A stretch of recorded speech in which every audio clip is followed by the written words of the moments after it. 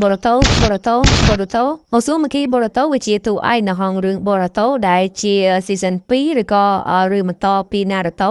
ចំពោះថ្ងៃនេះខ្ញុំមិននិយាយតាក់ទងជាមួយនឹងការមើលរឿង Naruto តើវាគួរចាប់អារម្មណ៍ត្រង់ណាខ្លះចំពោះរឿង Naruto វាគួរឲ្យចាប់អារម្មណ៍ត្រង់ទី1គឺតាក់ទងជាមួយនឹង Kurama ហើយទី2តាក់ទងជាមួយនឹង Kurosawa Uchiha Kurosawa Uchiha ហ្នឹងវាគឺបែបមែនតើដោយសារតែវាមានភ្នែកសាររៀងការ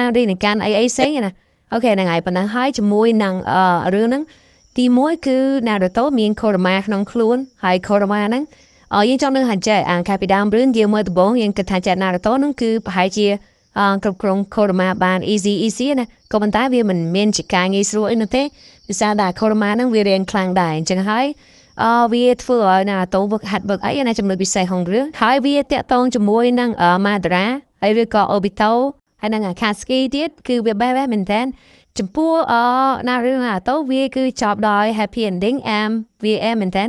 ហើយវីដេអូនេះមានតែប៉ុណ្្នឹងហើយដោយសារតែមួយថ្ងៃនេះអត់ឌីលទេដោយសារអញ្ចឹងដោយសារតែគឺខ្ញុំមករវល់ជាមួយនឹង YouTube ពេកបើសិនអស់គ្នាតើអាចចូលទៅមើល YouTube បានដោយសារតែ YouTube គឺខ្ញុំនិយាយតាក់ទងជាមួយនឹងរឿង One Piece ស្ទើរតែទាំងអស់បាត់ទៅហើយអូខេហ្នឹងហើយ bye goodbye ហ៊ានតែជាទូអង្គមួយដែលជោគជ័យដែលបានខ្លះធ្វើប្តីគ្រាន់បានអ្នកស្រឡាញ់គេម្នាក់ឯងខំក្រាស់គេរាប់ឆ្នាំតែបានខ្លះធ្វើប្តីនោះទេ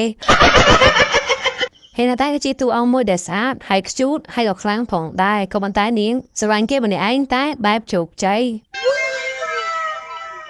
ហើយថ្ងៃនេះក៏មានចេញវីដេអូអីនិយាយអីដៀលទៅកាន់ទូអង្គមួយណាផ្សេងនោះទេដោយសារតែថ្ងៃនេះខ្ញុំមិននិយាយតាក់ទងជាមួយនឹងការមើលរឿងតែក្នុងរឿង Naruto អាចជាអ្នកដឹងចឹងតែក្នុងរឿង Naruto វាមានតួអង្គច្រើនមែនតើវាមានទាំងតួស្រីតួប្រុសចំពោះខ្ញុំមើលតែតួប្រុសនៅទេដោយសារតួស្រីមិនសូវចាប់អារម្មណ៍ប៉ុន្មាននៅទេដោយសារតែពេលយើងមើលទៅពេលខ្លះទៅទូវាងាប់ពេលខ្លះទៅវាក៏ពេលខ្លះទៅវាក៏ទៅកន្លែងតួផ្សេងអីចំណាពេលយើងទៅក៏ខ្ញុំសូវចូលចិត្តមើលចាប់អារម្មណ៍ជាមួយនឹងតួស្រីមែនចំពោះអ្នកនេះដែលមើលរឿងអាចចូលចិត្តចាប់អារម្មណ៍តួស្រីឬក៏មិនចាប់អារម្មណ៍តួស្រីអាចជួយមិនប្រាញ់ខ្ញុំផងពីសារតែពេលឆាយយើងមើលរឿងប្រភេទស្នេហាហើយចឹងទៅពេលយើងមើលចាប់អារម្មណ៍តួស្រីពេកវាក៏សេដែរដោយសារតែចាពីសារតែពេលខ្លះទៅតួស្រីគឺងាប់ណាពេលខ្លះទៅក៏គឺបាន happy ending នៅកន្លែងចប់អីចឹងទៅពេលខ្លះទៅក៏ sad ending ទៅណាHatake Kakashi គឺជាតួអង្គមួយដែល perfect មែនតើថាការធំមកការនៅក្មេងវិញដូចអាចមកការនៅបន្ត Kakashi ស្លើ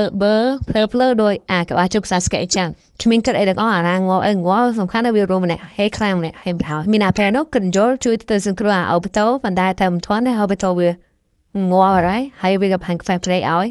ទុកជាកដោគូវណាត់តាំងពីការនឹងមកKakashiដោយចរិតមលៀនទៅក្រែបដោយហើយក៏បានការជាគ្រូមួយថា perfect មែនតើឆ្ងល់អស់នេះKakashiចូលបន្ទប់ទឹកដល់មកនេះបើឡើងជួយប្រាជ្ញាផងថាKakashiនេះចូលបន្ទប់ទឹកដល់មកអត់នេះគឺជាផែនដែលគ្រប់គ្រងដោយ Nagato គឺជាវរៈបរិសុទ្ធសម្រាប់គ្រូបន្តិចភូមិដើម្បីជួយពិភពលោកទោះបីវាផ្លើមែនតែវាផ្លើចង់ជួយមនុស្សមិនដូចObito ចេះការខ្លួនយកមកបានបន្តិចក៏បីឯងបន្ទាប់ពីផែនបំផ្លាញភូមិចិត្តផ្ទៃអូស៊ូមកគីណែNarutoក៏